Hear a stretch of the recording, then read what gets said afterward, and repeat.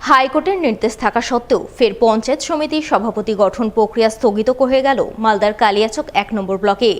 আইন শৃঙ্খলাজনিত কারণ দর্শিয়ে কালিয়াচক ১ নম্বর পঞ্চায়েত সমিতির সভাপতি গঠন প্রক্রিয়া স্থগিত করল প্রশাসন। যদিও বিরোধীদের অভিযোগ তৃণমূলের গোষ্ঠী কন্দলের কারণেই পঞ্চায়েত সমিতির সভাপতি গঠন প্রক্রিয়া স্থগিত হয়েছে, তবে বিরোধীদের অভিযোগ মানতে নারাজ কালিয়াচক ১ নম্বর ব্লক তৃণমূল নেতৃত্ব। জানা গেছে, কালিয়াচক ১ নম্বর পঞ্চায়েত সমিতিতে মোট আসন ৪২টি। গত পঞ্চায়েত নির্বাচনে ৪২টি আসনের মধ্যে তৃণমূল পেয়েছে ২৫টি আসন, ১৬টি আসন পায় কংগ্রেস এবং একটি আসনে মিম জয়ী হয়। তাই সংখ্যাগরিষ্ঠতার নিরিখে তৃণমূল কালিয়াচক ১ নম্বর পঞ্চায়েত সমিতিতে বোর্ড গঠন করে।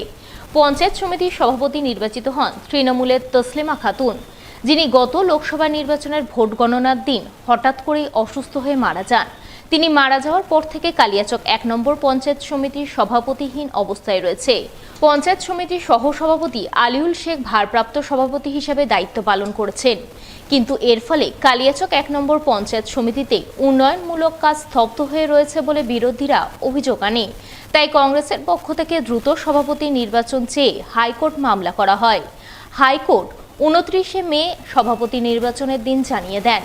সেই মতো সভাপতি নির্বাচনের প্রস্তুতি নেয় শাসক বিরোধী উভয় পক্ষ, কিন্তু সভাপতি নির্বাচনের আগের দিন রাতে অর্থাৎ ২৮শে মে প্রশাসনের পক্ষ থেকে আইন শৃঙ্খলাজনিত কারণ দর্শিয়ে কালিয়াচক ১ নম্বর পঞ্চায়েত সমিতির সভাপতি নির্বাচন স্থগিত করা হয়।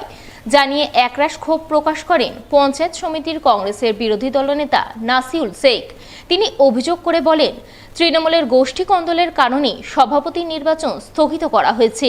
যদিও বিরোধীদের অভিযোগ মানতে নারাজ কালিয়াচক ১ নম্বর ব্লক তৃণমূল সভাপতি সারিউল শেখ, তবে তিনি গোষ্ঠী কন্দলের কথা অস্বীকার করলেও তার বক্তব্যে গোষ্ঠী কন্দলের সুদ ধরা পড়ে। এ বিষয়ে মোথাবাড়ির বিধায়ক তথা রাজ্যের মন্ত্রী সাবিনা ইয়াসমিনকে ধরা হলে তিনি বলেন, পঞ্চায়েত সমিতির সভাপতি গঠন কেন হচ্ছে না সেই ব্যাপারে তিনি কিছু বলতে পারবেন না। যা বলার জেলা সভাপতি, ব্লক সভাপতি এবং প্রশাসনিক আধিকারিকরাই জবাব দিতে পারবেন।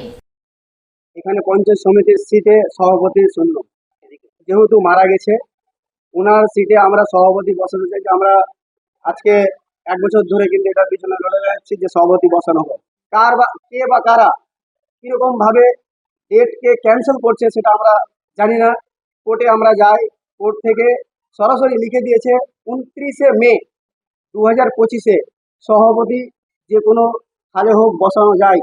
কিন্তু আবার সকালবেলা আমরা রাতের ১০টা থেকে ১১টার মধ্যে হোয়াটসঅ্যাপে একটা চিঠি আসে, সেই চিঠিতে ল অ্যান্ড অর্ডার দেখিয়ে সেটা আবার ক্যান্সেল করানো হয়েছে।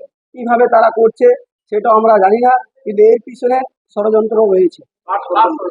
এই ষড়যন্ত্রটা সেই তৃণমূলের বড় বড় লিডারদেরই রয়েছে। আমার একটাই অনুরোধ, যেন এখানে যে সভাপতি পদটা শূন্য রয়েছে সেই জায়গাতে সেই পথে যেন সভাপতি বসিয়ে দেওয়া হোক।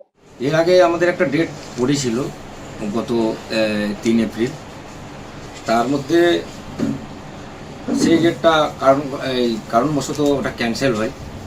কিন্তু আজকে যেটা ডেট ছিল সেই ডেটটা তো ক্যান্সেল হওয়ার তো কোনো দেখতে পাচ্ছিলাম না যে কোনো কারণ আছে যে হ্যাঁ ডেটটা ক্যান্সেল হবে।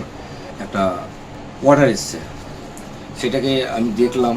তো ওখানে অর্ডারটা পরে দেখার পর দেখলাম যে ওখানে একটা দেখাতে যে কালিয়াচকে ল অ্যান্ড অর্ডার, কিন্তু কালিয়াচকে ল অ্যান্ড অর্ডার বলে মানে কালিয়াচক ল অ্যান্ড অর্ডার একবারে পিসফুল হয়ে আছে, যে কালিয়াচকে কোনোখানে অশান্তি বা আর কোনো কিছু নাই।